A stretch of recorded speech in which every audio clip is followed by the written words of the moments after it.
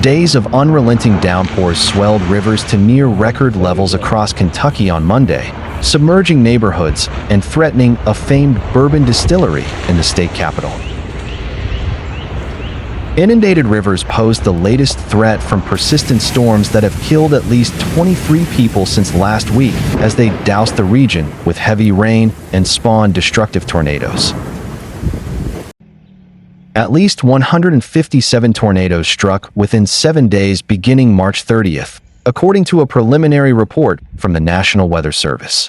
Though the storms have finally moved on, the flood danger remains high in several other states, including parts of Tennessee, Arkansas, and Indiana.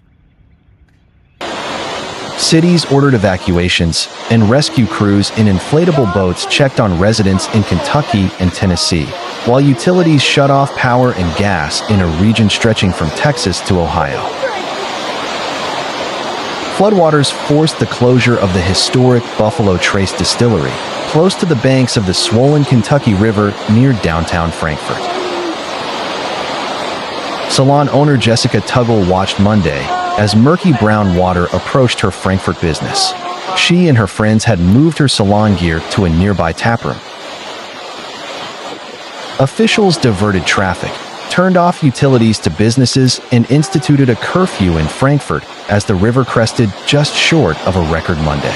More than 500 state roads across Kentucky were still closed Monday evening, Governor Andy Beshear said. Ashley Welsh, her husband, for children and pets had to leave their Frankfort home along the river Saturday evening, abandoning a lifetime of belongings. When she checked her house's cameras Sunday morning, the floodwaters had risen to the second floor. "My stuff was floating around in the living room," Welsh said.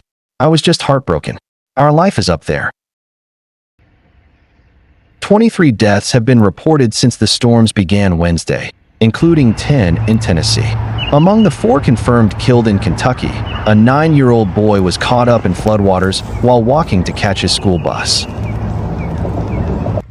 A 5-year-old boy in Arkansas died after a tree fell on his family's home, police said, and a man was found dead in a submerged vehicle, the Arkansas Division of Emergency Management said. Yeah, I'm gonna say downtown's helping.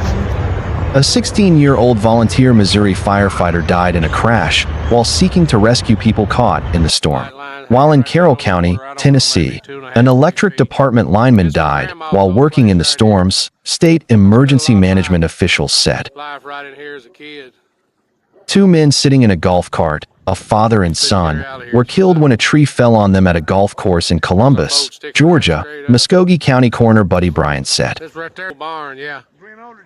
The Kentucky River crested at Frankfort Lock at 48.27 feet, 14.71 meters, Monday, just shy of the record of 48.5 feet, 14.8 meters, set there on December 10, 1978, said C.J. Padgett, a meteorologist with the National Weather Service's Louisville, Kentucky, office.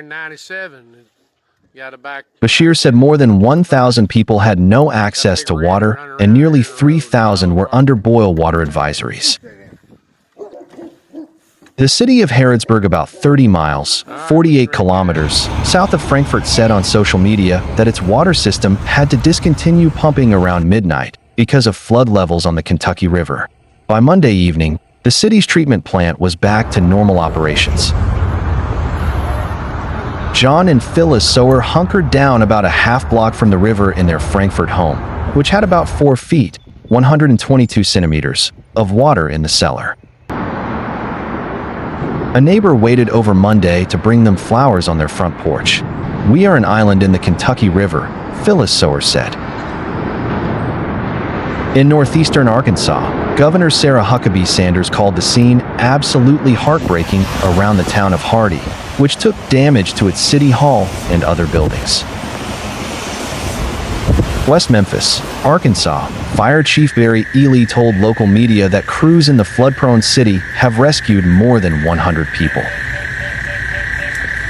In Dyersburg, Tennessee, Michael Glass had to evacuate Monday to a hotel with his wife, 3 children and dog after water reached his front door and his entire neighborhood became flooded. "It's been a really stressful time," he said. When I woke up this morning, the waters came up dramatically. I had to make a choice whether to stay or get out of here. A tornado destroyed more than 100 structures in McNairy County, Tennessee, tearing through the town of Selmer with winds estimated up to 160 miles per hour, 257 kilometers per hour, local emergency management officials said. State officials say severe weather killed 5 people in the county of roughly 26,100 residents. Those significant rains have ended in the southern plains and the Mississippi, Tennessee, and Ohio valleys. Flooding on most rivers will persist this week, with some smaller waterways receding in the next few days, according to the Weather Service. So Coney Island. Forecasters attributed the violent weather to warm temperatures, an unstable atmosphere, strong winds, and abundant moisture streaming from the Gulf. It's crazy.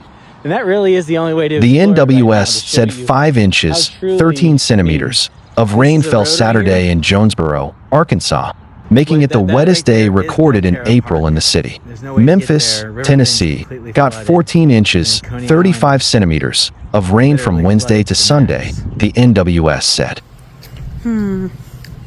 Marshall County in western Kentucky received nearly 16 inches, 41 centimeters, over the last 5 days, said Padgett, the meteorologist. Parts of central Kentucky received 10 to 12 inches, 25 to 30 centimeters, over those days, and eastern Kentucky received 6 to 8 inches, 15 to 20 centimeters, Padgett said. Kentucky Governor Andy Beshear says 2 more people have died as a result of floodwaters across the Bluegrass State. Tuesday morning, Beshear said 2 more people have died. A 27-year-old McAlpine County man who was initially reported as missing and a 65-year-old Trigg County man. In addition to the deaths the governor announced, there was a death in Pendleton County Monday after emergency crews found a body near floodwaters not far from the Butler Bridge. Kentucky State Police identified the body as that of Robert E. Singleton, 66, who was found after another person reported seeing a body wearing a life jacket in floodwaters. State officials stressed the importance of not driving into floodwaters or driving around barricades. Beshear says there are fewer than 2,400 power outages due to weather across the state. According to Duke Energy's power outage map, there are fewer than 100 outages in northern Kentucky as of 10:30 a.m. Tuesday. The state also has a disaster hotline up for anyone who has had their mental health impacted by flooding and its aftermath. For help, call 1-800-985-5990. Beshear said while the state hasn't submitted an application to FEMA, the organization is really putting in the work ahead of time to be in a position to spring into action once an emergency declaration is signed by President Trump. Louisville Mayor Craig Greenberg said the Ohio River is expected to crest at more than 35 feet at the upper portion of the McAlpine Locks and Dam near the Falls of the Ohio by midweek, rivaling levels last seen in 2018. The lower portion of the dam is expected to crest at 68 feet, which could pose threats to west and southwest Louisville, officials said. Governor Andy Beshear said now that the worst of flooding has concluded in Frankfort, teams and resources will start to move west along the Ohio River in locations like Henderson and Owensboro and to the Green River. Emergency teams from Maryland are moving to Henderson and may look at starting operations in the area beginning Wednesday.